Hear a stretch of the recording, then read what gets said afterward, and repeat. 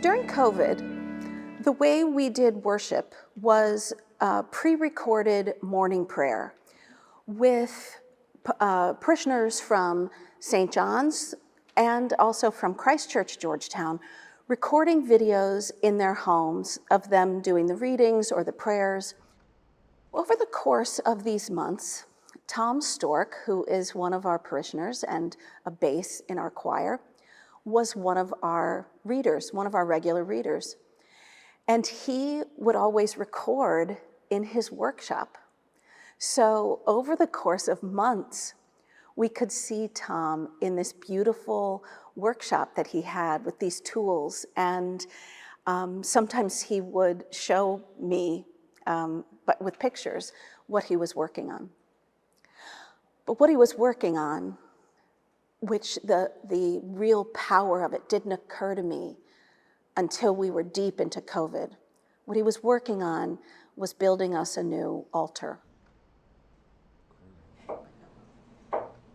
The power of what he was actually doing and the context we were in began to hit me.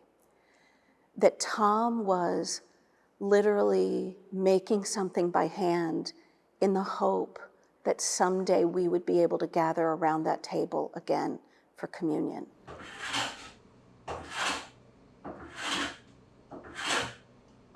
Started out, I had offered to Gini Gerbasi, the rector there, to fix whatever I might be able to fix or rebuild whatever might need rebuilding, because I do that kind of thing. And she pointed to this table that they were using at the time, which it had seen better days.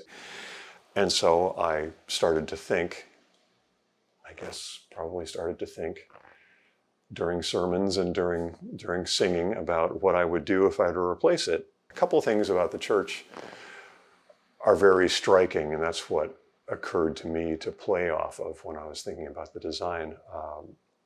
When you walk in to the sanctuary, over the altar, there is a vault that's supported with very visible Gothic arches. And so I really wanted to play up the Gothic arch form. And so I was thinking about how to do that and thinking about how to make it feel like something more solid than a table, because it's not a dining table, it's not a coffee table, it's an altar. I also wanted to capture the wonderful color of the woodwork in the sanctuary itself. The reredos behind the altar is this absolutely gorgeous white oak, and it's called quarter-sawed white oak. It's a way of cutting oak, and I can show you a piece here. I don't know if you can get the detail here, but that effect in the grain is very typical of white oak when it's sawed in a certain way relative to the log. And it's some of the nicest material of that kind I've ever seen in the reredos. And it's stained this amazing, rich, warm, orangey brown color. And then COVID hit. And all of a sudden, I was spending time at home, and I had as much time as I could force myself to put in the workshop.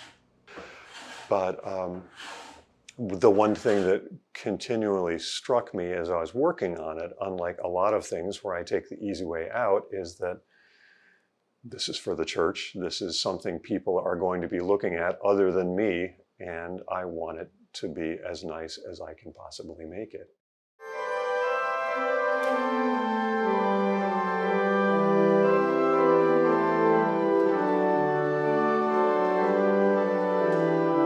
Was bigger and heavier, more lasting than I had. Again, this simple table that I imagined, it's not fancy, but it is a bit like this old church. Its lines are elegant and simple and lasting and beautiful. And this altar was not only a tangible sign of hope, but it's now something that will last here for another 100 years. And its meaning is just profoundly moving.